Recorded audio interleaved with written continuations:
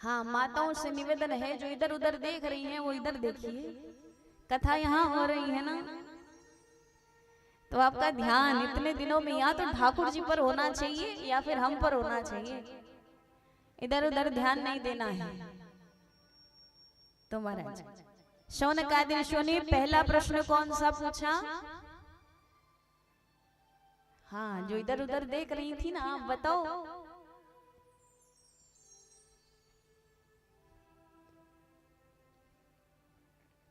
यही होता है जब कथा ध्यान से नहीं सुनते। तो पहला प्रश्न पूछा कि घोर कलयुग आ गया है, ऐसे में कलयुग के जीव का कल्याण कैसे होगा, ये पहला प्रश्न पूछा। दूसरा प्रश्न पूछते हैं, हमारे धर्म शास्त्र बहुत है और इन्हें पढ़ने समझने और सुनने का सामर्थ्य हमें नहीं है, इतनी बुद्धि हमारे पास नहीं है, तो कृपा करके ये बताइए कि समस्त शास्त्रों का सार क्या है। ये दूसरा प्रश्न पूछा। तीसरा प्रश्न पूछते हैं कि भगवान सर्वसमर्थ हैं, भगवान इतने समर्थवान हैं कि भगवान के एक संकल्प से ये संसार बन जाता है, एड़ी भृगुटी पर प्रलय हो जाता है, ऐसे सामर्थ्यवान भगवान अवतार क्यों धारण करते हैं। चौथा प्रश्न पूछा, भगवान ने कितने अवतार धारण किए। पांचवा प्रश्न पूछा, भगवान ने कौन कौन से अवतार में कौन कौन सी लीला करी। और छठवां अंतिम प्रश्न पूछते हैं कि लीला स्मरण करके जब भगवान अंतर ध्यान हो जाते हैं तो धर्म किसकी शरण में जाता है। धर्माह कम शरणम गतः, जब भगवान अंतर ध्यान हो जाते हैं तो धर्म किसकी शरण में जाता है। और ये जो 6 प्रश्न हैं, इन 6 प्रश्नों के उत्तर श्री सूत जी महाराज दे रहे हैं, जो श्रीमद् भागवत कथा हम 7 दिनों तक श्रवण करेंगे। और महाराज सभी जानते हैं, शौनकादि ऋषियों ने जब पूछा कि कलयुग के जीव का कल्याण कैसे होगा, तो सूत जी महाराज ने कहा, काल व्याल मुख ग्रास त्रास नरनाश हेतवे श्रीमद् भागवतम शास्त्रम कलौ किरेण भाषितम। केवल श्रीमद् भागवत कथा श्रवण करने से ही कलयुग में कलयुग के जीव का कल्याण हो सकता है। महाराज सूत जी महाराज ने जैसे ही प्रश्नों को सुना बड़े प्रसन्न हुए। क्यों प्रसन्न हुए? अच्छा एक बात बताइए, हमारी आवाज आप तक आ रही है? पीछे जो माताएं बैठी हैं, जो भक्त बैठे हैं, आप तक आवाज स्पष्ट आ रही है? तो महाराज जब शौनकादि ऋषियों ने प्रश्न पूछा तो सूत जी महाराज प्रसन्न हुए। क्यों प्रसन्न हुए? क्योंकि शौनकादि ऋषियों ने अपने लिए प्रश्न नहीं किया, शौनकादि ऋषियों ने जगत के कल्याण के लिए प्रश्न किया है, आपके और हमारे लिए प्रश्न किया है, अपने लिए प्रश्न नहीं किया। तो उनके प्रश्नों को सुनकर सूत जी महाराज ने कहा, धन्यस्त्वं मुनि शार्दूल श्रवण प्रीति लालसा। धन्य है आप जो आपने अपने लिए नहीं जगत के कल्याण के लिए प्रश्न किया है। और उनका धन्यवाद करते हैं, वही धन्यवाद दिया जो धन्यवाद भगवान शंकर ने माता पार्वती को दिया था। धन्य धन्य गिरिराज कुमारी, धन्य धन्य गिरिराज कुमारी, धन्य धन्य गिरिराज कुमारी, धन्य धन्य गिरिराज कुमारी। तुम समान नहीं को उपकारी, तुम समान नहीं को उपकारी। पूछे हूँ रघुपति कथा प्रसंगा, पूछे हूँ रघुपति कथा प्रसंगा, पूछे हूँ रघुपति रघुपति कथा प्रसंगा सकल लोक जग पावन गंगा सकल लोक जग पावन गंगा सकल लोक जग पावन गंगा सकल लोक जग पावन गंगा। धन्य स्वम मुनि शार्दूल श्रवण प्रीति लालसा। महाराज सूत जी महाराज ने शौनकादि ऋषियों का धन्यवाद किया। क्यों किया? क्योंकि जब कथा होती है ना तो इस कथा से 3 लोगों का कल्याण हो जाता है। कितने लोगों का? जोर से कहिए, कितने लोगों का? 3 लोगों का। इस कथा से 3 लोगों का कल्याण होता है। किसका किसका? वक्तारम, प्रक्षकम, श्रोतृन। कथा कहने वाले का, कथा पूछने वाले का और कथा श्रवण करने वाले का भी परम कल्याण हो जाता है। तो यहाँ पे कथा पूछने वाले कौन है? कौन है बताइए? कथा पूछने वाले यजमान हैं। और महाराज हमें तो यजमान का कोटि कोटि धन्यवाद करना चाहिए, क्योंकि इनके कारण आपका और हमारा सबका कल्याण हो रहा है। तो एक बार जोरदार तालियां यजमान के लिए बजाइए।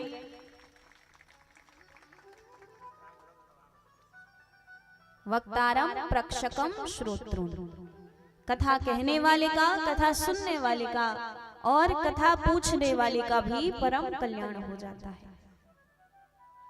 इसीलिए ये श्रीमद् भागवत कथा कोई साधारण कथा नहीं है, इसकी बहुत महिमा है। शौनकादि ऋषियों ने पूछा कि इस कथा से कैसे कैसे पाप नष्ट होते हैं। सूत जी महाराज कहते हैं, ये मानवा पाप कृतस्तु सर्वदा। इस संसार में कोई एक पाप बचा ना हो जो किसी व्यक्ति ने ना किया हो।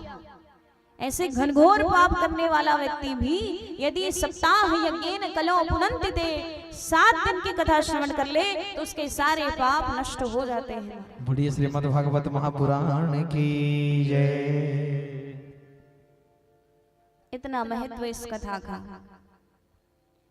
तो महाराज एक एक करके सभी प्रसंगों को हम श्रवण करेंगे और सभी प्रश्नों का उत्तर हम 7 दिनों में श्रवण करेंगे। महात्मा का प्रसंग आता है। एक बार नारद जी ने पृथ्वी लोक की बड़ी प्रशंसा सुन रखी थी। जैसे हम कहीं बाहर जाते हैं, बाहर से घूम कर आते हैं और आकर के अपने आस पड़ोस वालों को बड़ी प्रशंसा करते हैं कि हम तो यहाँ घूमने गए थे, यहाँ तो चीजें ऐसी ऐसी हैं।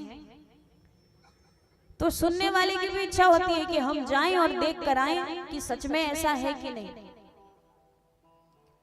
तो उसी प्रकार देवलोक में हमारे पृथ्वी लोक की बड़ी प्रशंसा होती है कि यहाँ बड़े बड़े भक्त हुए, बड़े बड़े संत हुए।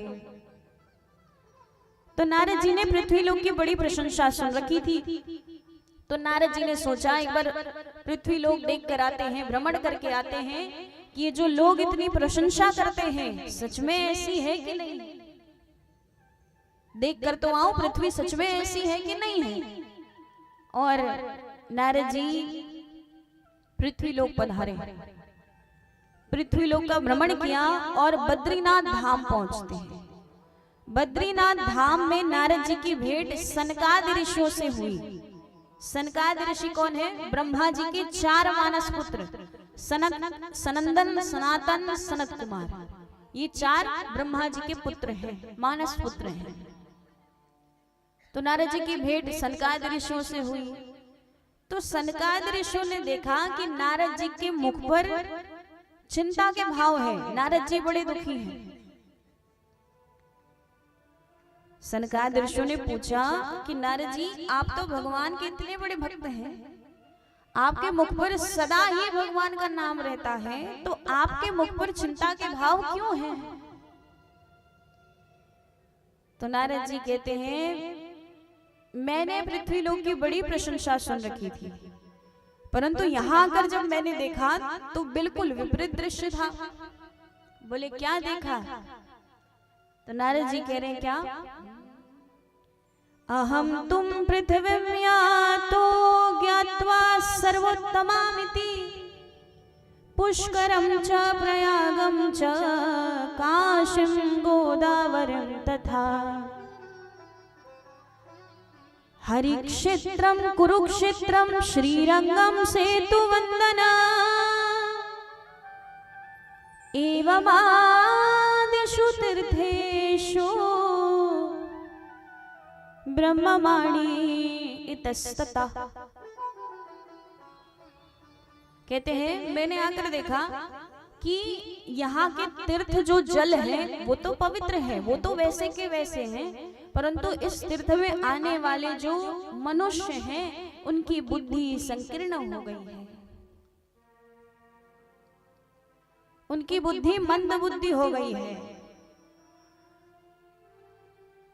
कहते हैं मंदा सुमंदा मतयो मंद भाग्या युपद्रिता पाखंड निरता संतो विरक्ता स्वपरिग्रह। मनुष्यों की बुद्धि मंद बुद्धि हो गई है। तीर्थ के जल तो पवित्र हैं, परंतु मनुष्यों की जो बुद्धि है, उनकी जो सोच है वो खराब हो गई है। बड़े बड़े पाखंडी संतों का भेष धारण करके डोल रहे हैं, और जो सच्चे भक्त हैं उन्हें तो कोई नहीं पूछ रहा, जो भक्त बनने का दिखावा कर रहे हैं उन्हें ज्यादा पूछ रहे हैं लोग। ये सब देखकर मुझे बड़ा दुख हुआ, बड़ा कष्ट हुआ। और मैं भ्रमण करते करते जब वृंदावन पहुंचा तो वृंदावन में मैंने देखा कि यमुना नदी के तट पर एक बड़ा सा सिंहासन लगा हुआ था, उसमें एक सुंदर सी स्त्री बैठी हुई थी, और नीचे धरती पर दो वृद्ध पुरुष लेटे हुए थे। स्त्री ने मुझे आवाज लगाई। मैं जब उसके पास गया, मैंने पूछा कि तुम कौन हो, यहाँ क्यों बैठी हो? तो स्त्री कहती है मेरा नाम भक्ति है, और ये जो दो पुरुष लेटे हुए हैं ना, ये मेरे पुत्र हैं ज्ञान और वैराग्य। मैंने पूछा देवी आपकी ऐसी स्थिति कैसे हो गई? ये जो दो वृद्ध पुरुष लेटे हैं इनकी स्थिति ऐसे कैसे हो गई?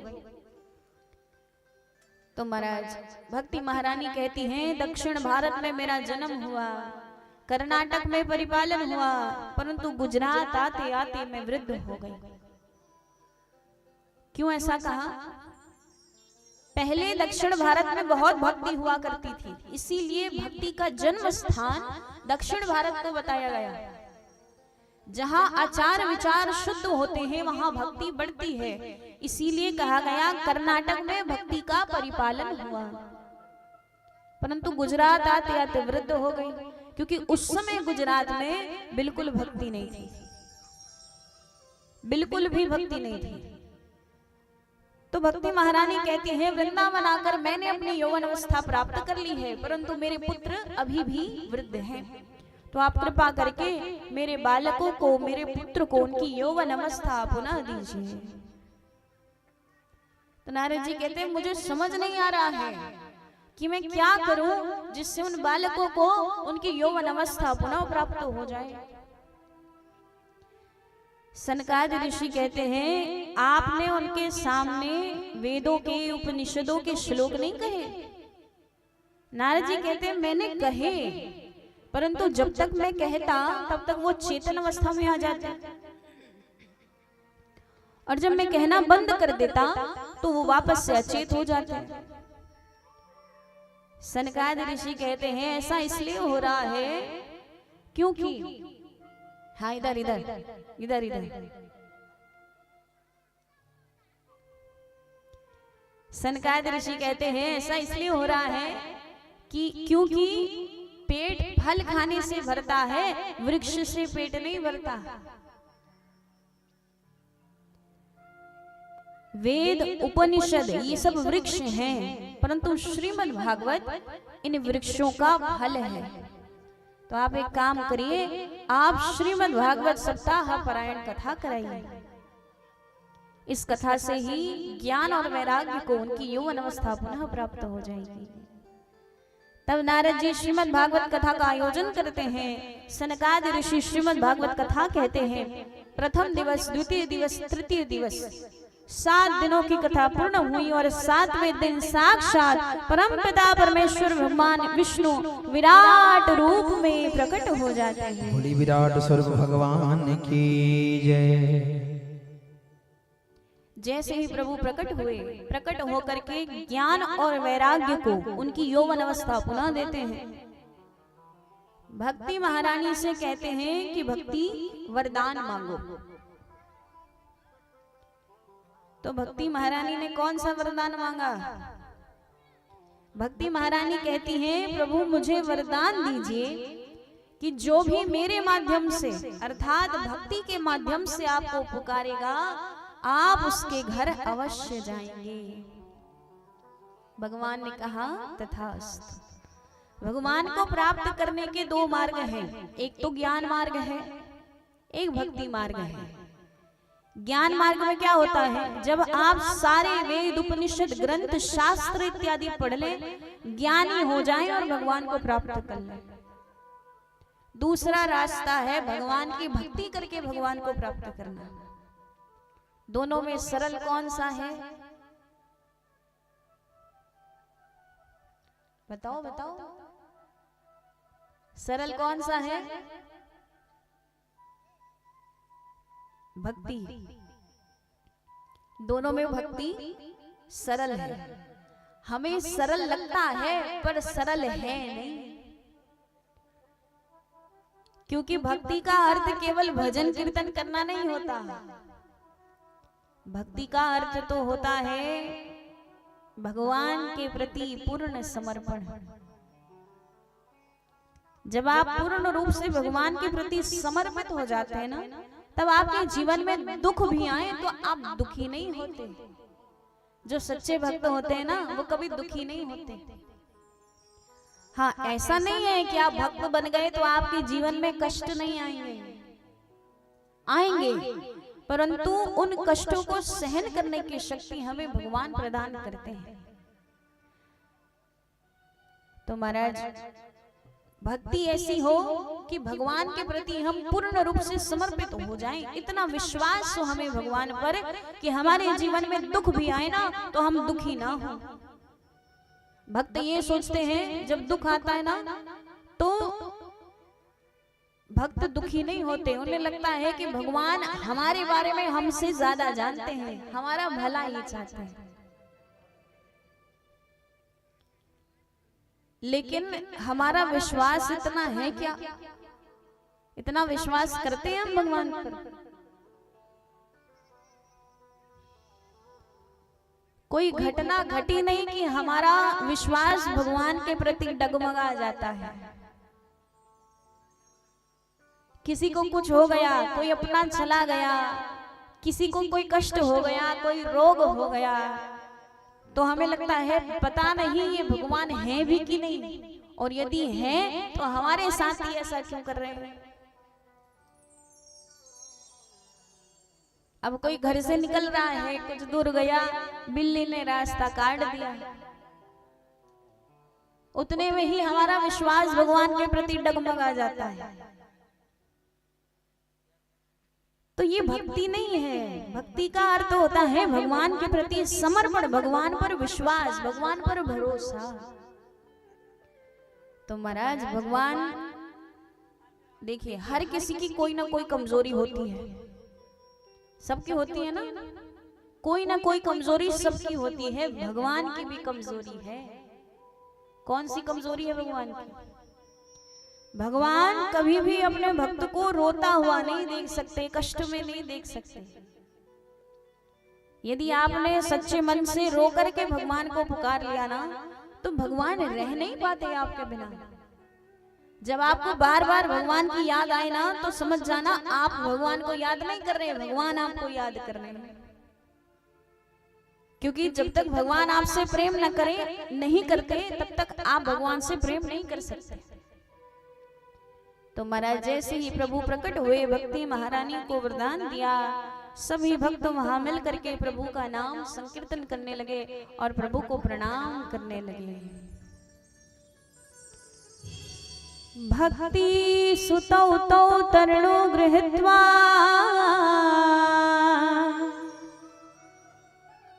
प्रेमैकरूपा सहसा विरासी।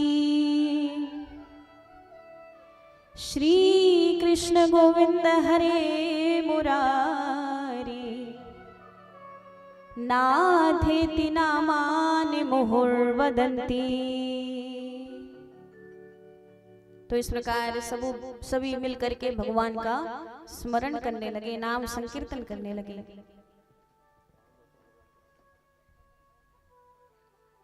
आइए सभी मिलकर के प्रभु को प्रणाम करें, प्रभु का कीर्तन करें।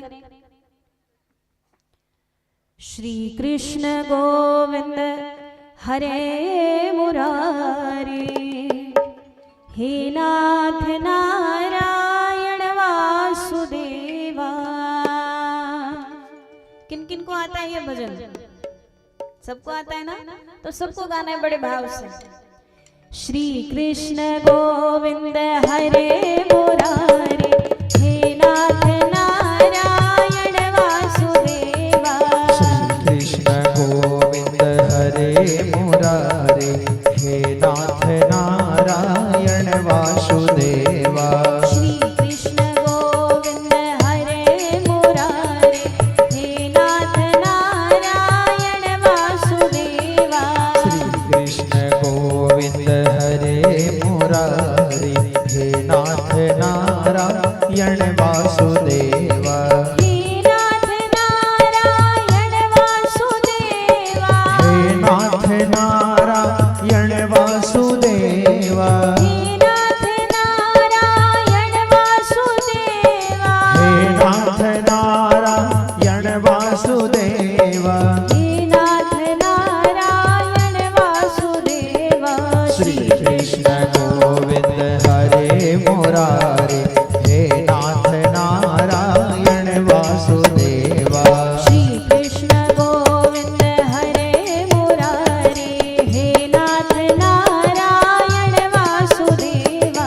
श्री कृष्ण गोविंद हरे मुरारे हे नाथ नारायण वासुदेवा।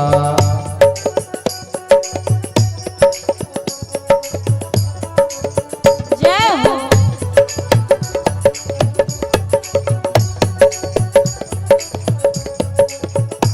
राधे।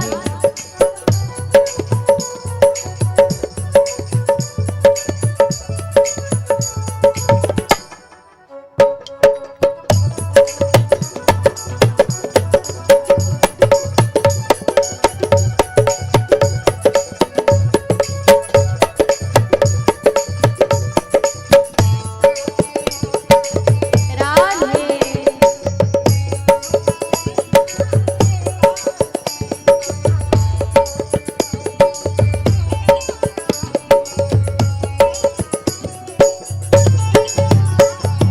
पितु मात स्वामी सखा हमारे। पितु मात स्वामी सखा हमारे। पितु मात स्वामी सखा हमारे। पितु मात स्वामी सखा हमारे।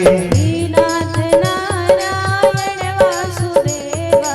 श्री कृष्ण गोविंद हरे मुरारे हे नाथ नारायण वासुदेवा।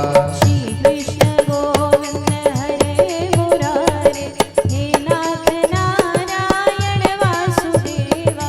श्री कृष्ण गोविंद हरे मुरारे हे नाथ नारायण वासुदेवा। राधे कृष्णा कृष्णा कृष्णा राधे राधे राधे कृष्ण कृष्ण कृष्ण राधे राधे। राधे कृष्णा कृष्णा कृष्णा राधे राधे। राधे कृष्ण कृष्ण कृष्ण राधे राधे। राधे कृष्णा कृष्णा कृष्णा राधे राधे। राधे कृष्ण कृष्ण कृष्ण राधे राधे। राधे कृष्णा कृष्णा कृष्णा राधे राधे। राधे कृष्ण कृष्ण कृष्ण राधे राधे। राधे कृष्णा कृष्णा कृष्णा राधे राधे। राधे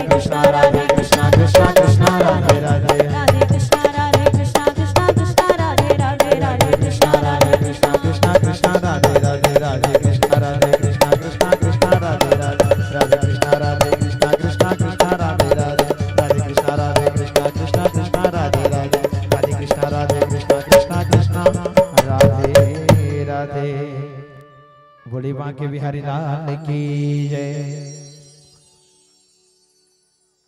इस प्रकार भक्ति महारानी ज्ञान वैराग्य और नारद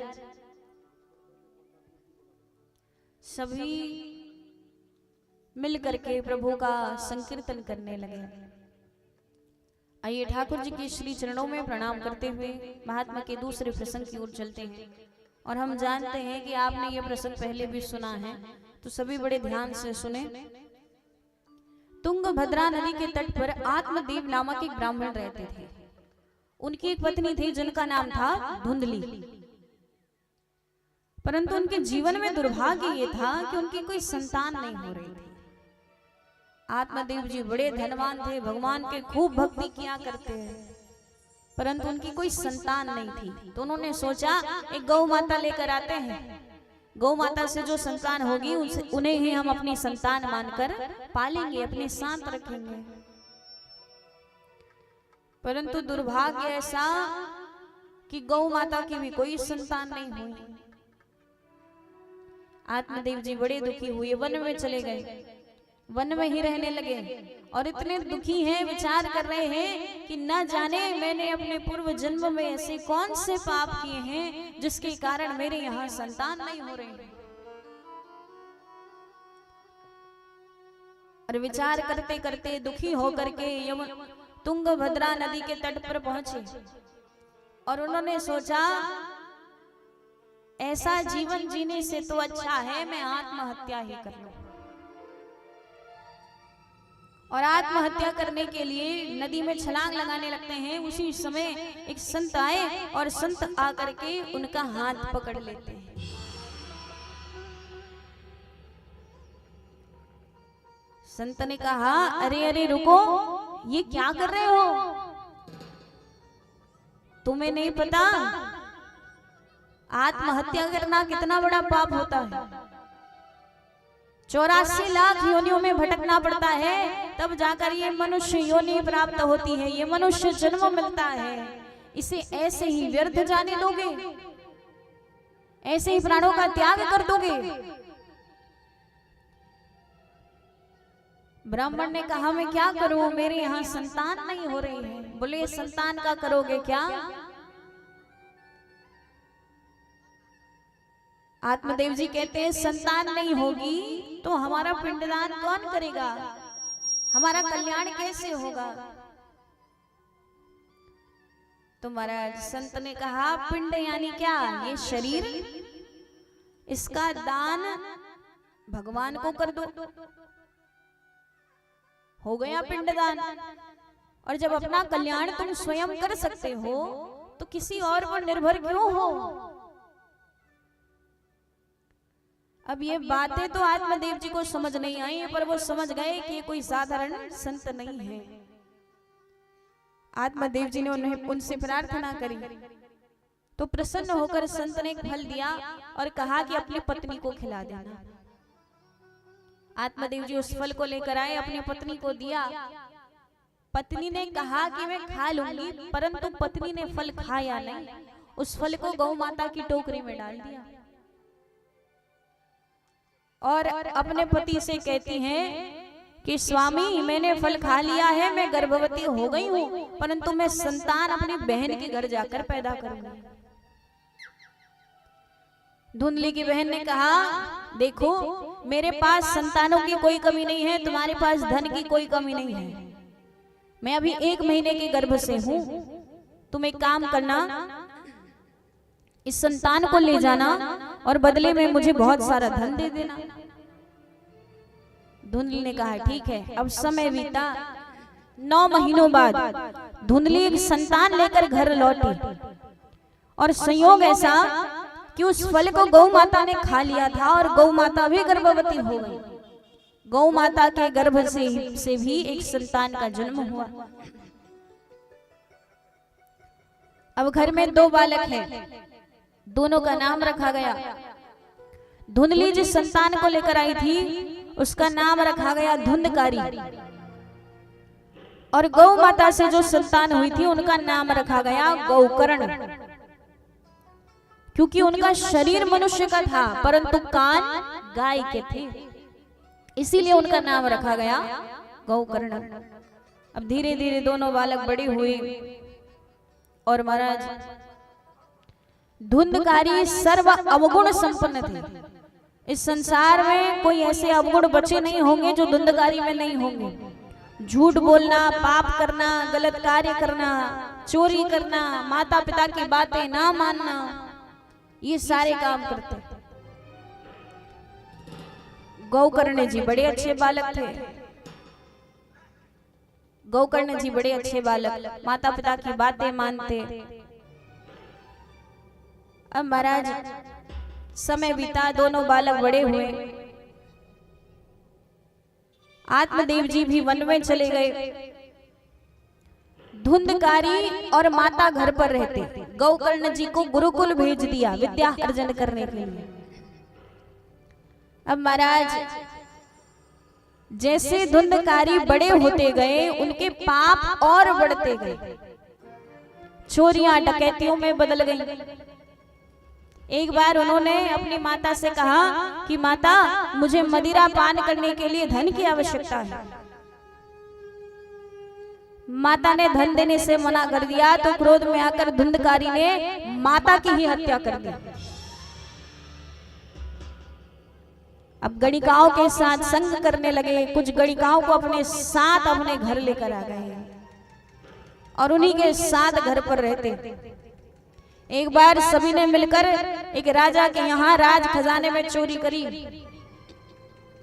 तो गणिकाओं ने सोचा वो तो राजा है, राजा को कभी न कभी पता चल जाएगा कि चोरी किसने की है, और यदि ये पकड़ा गया तो राजा हमें भी मृत्यु दंड दे देंगे। तो एक काम करते हैं, धुंधकारी की हत्या कर देते हैं। तो महाराज सभी गणिकाओं ने मिलकर के बार बार धुंधकारी को मारने का प्रयास किया।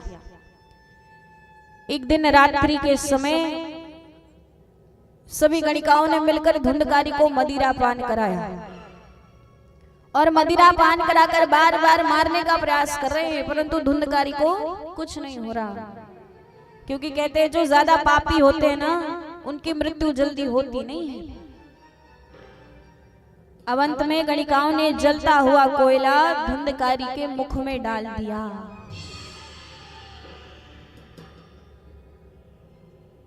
बड़ा कष्ट हुआ, बड़ी पीड़ा हुई और धुंधकारी की मृत्यु हो गई। अब क्योंकि इस अवस्था में मृत्यु हुई है तो धुंधकारी को प्रेत योनि प्राप्त हुई। कौन सी योनि? प्रेत योनि। धुंधकारी प्रेत योनि में है। अब गौकर्ण जी को पता चला कि भाई की मृत्यु हो गई है, भाई अब संसार में नहीं रहे। तो गौकर्ण जी आए और आकर के धुंधकारी का पिंडदान इत्यादि, श्राद्ध इत्यादि सब कुछ किया। श्राद्ध इत्यादि करके रात्रि के समय अपने घर पर लेटे हुए थे तो अचानक मध्य रात्रि में किसी के रोने की आवाज आती है। रोने की आवाज आई। गौकर्ण जी ने पूछा, कौन है? सामने आए। मध्य रात्रि में कौन रो रहा है? धुंधकारी ने कहा, मैं हूं तुम्हारा भाई धुंधकारी, मुझे प्रेत योनि प्राप्त हुई है। कोई उपाय निकालो और मुझे इस प्रेत योनि से मुक्त करो। महाराज गौकर्ण जी ने कहा, मैंने तो तुम्हारा श्राद्ध इत्यादि सब कुछ कराया था, फिर भी तुम्हें प्रेत योनि कैसे प्राप्त हुई? धुंधकारी कहते हैं, गया श्राद्ध शतेनापि मुक्तिर्मेन भविष्यति। मैंने अपने जीवन में इतने पाप किए हैं कि आप एक नहीं 100 बार भी जाकर के गया जी में मेरा श्राद्ध कराएं तो मुझे मुक्ति नहीं मिलने वाली। तो महाराज गौकर्ण जी ने कहा, अभी तुम जाओ, मैं कोई उपाय खोजता हूं। अब महाराज सुबह सुबह ब्रह्म मुहूर्त के समय गौकर्ण जी भगवान सूर्य नारायण से प्रार्थना करते हैं। उन्हें सारी बातें बताई तो भगवान सूर्य नारायण कहते हैं, आप एक काम करिए, आप श्रीमद् भागवत सप्ताह पारायण कथा कराइए। इस कथा को श्रवण करने से ही धुंधकारी को प्रेत योनि से मुक्ति मिलेगी। अब गोकर्ण जी ने श्रीमद् भागवत कथा का आयोजन किया। अब क्योंकि धुंधकारी प्रेत योनि में है, एक स्थान पर नहीं बैठ सकते, इसीलिए उन्हें रखने के लिए 7 गांठों वाला एक बांस मंगाया जाता है और उसमें धुंधकारी को बिठाया जाता है। पहले दिन की कथा होती है, पहला गांठ फटता है, दूसरे दिन की कथा होती है, दूसरा गांठ फटता है। इस प्रकार 7 दिन की कथा हुई। 7वें दिन 7 गांठ फट गए और 7वें दिन उस गांठ में से एक दिव्य पुरुष बाहर आते हैं। भोली पुराण पुरुषोत्तम भगवान की जय। वो दिव्य पुरुष कोई और नहीं, धुंधकारी थे। श्रीमद् भागवत कथा श्रवण करने से धुंधकारी के सारे पाप नष्ट होते गए और अंत में उन्हें मोक्ष की प्राप्ति हुई। भगवान के पार्षद आए, भगवान का विमान आया और धुंधकारी को अपने साथ भगवान के धाम लेकर चले जाते हैं।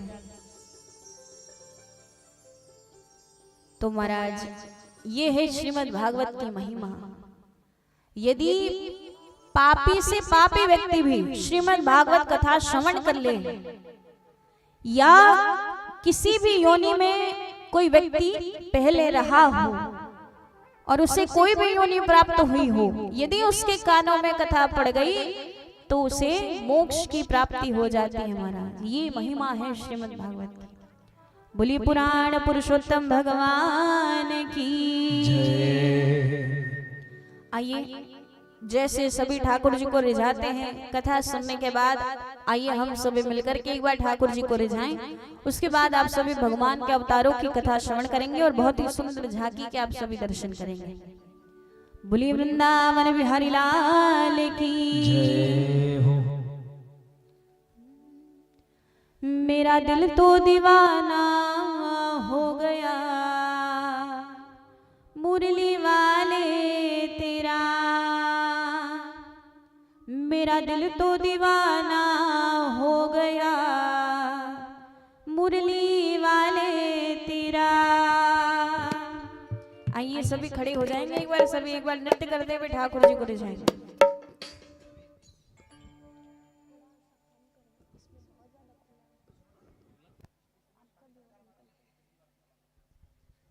आइए।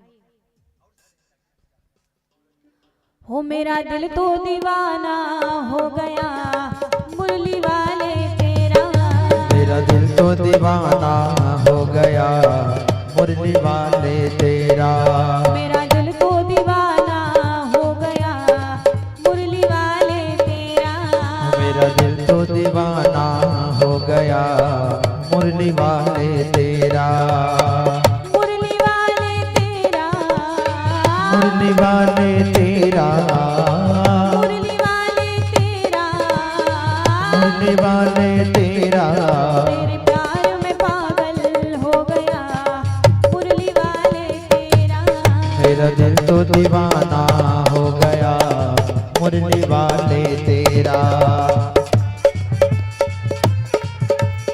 बोलिए मोर मुकुट बंसी वाले की जय हो। सभी झूमते हुए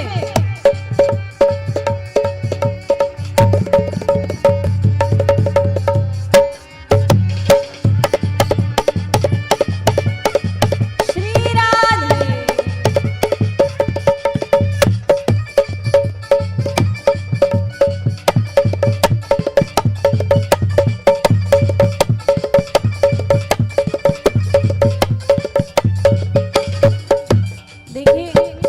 आप लोगों को देखकर ऐसा लग रहा है जैसे कोई पनिशमेंट मिला है कि खड़े होकर ताली बजाना है।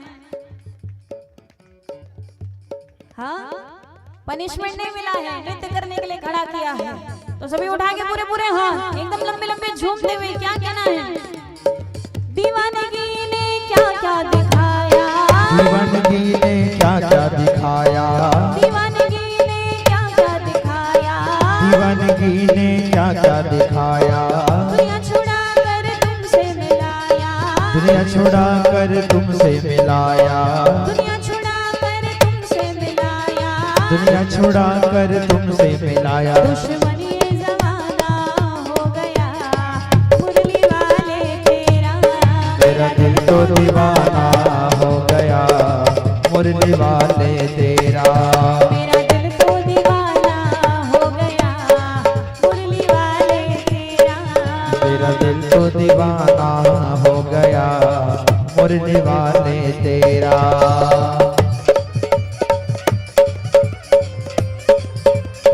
श्री राधे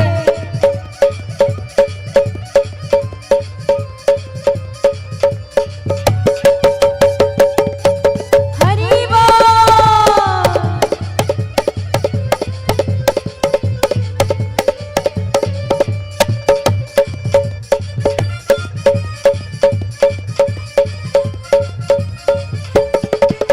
जय हो।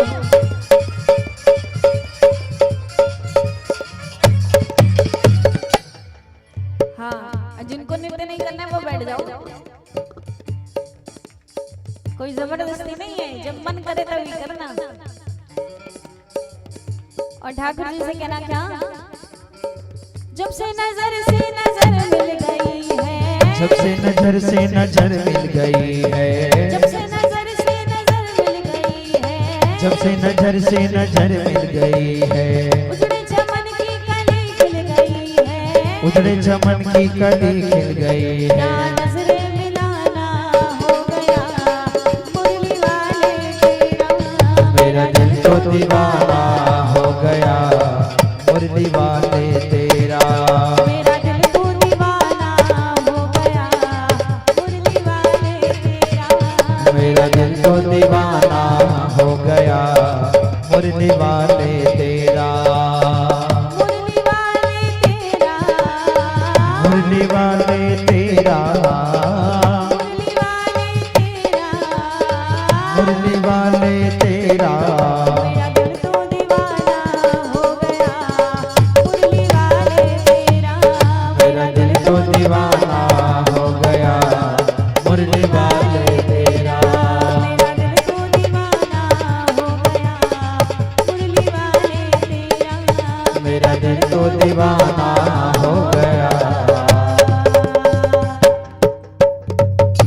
मुरली वाले तेरा। बैठ जाइए।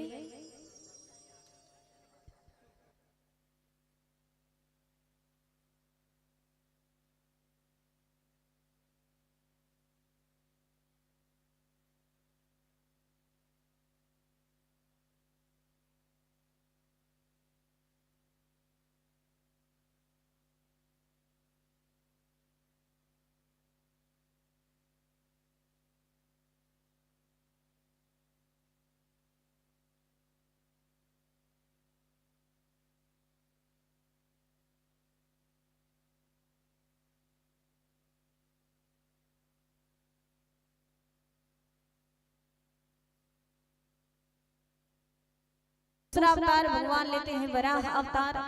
तीसरा अवतार भगवान लेते हैं नारद जी महाराज के रूप में। चौथा अवतार भगवान लेते हैं नर नारायण के रूप में। पांचवा अवतार भगवान लेते हैं कपिल मुनि के रूप में। छठवां अवतार भगवान लेते हैं दत्तात्रेय जी महाराज के रूप में। सातवां अवतार भगवान लेते हैं स्वयंभू मनु शची के द्वारा मनु हुए।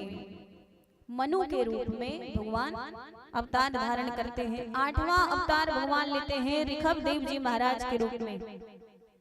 नवां अवतार भगवान लेते हैं राजा पृथु के रूप। जब कलयुग अपनी चरम सीमा पर होगा तब भगवान उत्तर प्रदेश के संभलपुर नामक एक गांव में विष्णु यश नामक ब्राह्मण के घर पर कल्कि अवतार धारण करेंगे।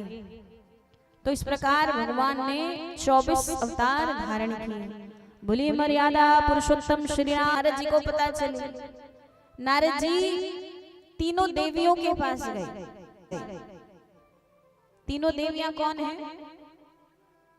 अच्छा, तीनों देव कौन है बताओ? ब्रह्मा जी कौन है बताओ? ब्रह्मा जी विष्णु भगवान बड़े अच्छे राजा हुए। विष्णु भगवान के बहुत बड़े भक्त हुए। राजा परीक्षित जैसे भाग्यवान व्यक्ति तो महाराज हमने संसार में देखा नहीं, जिन्होंने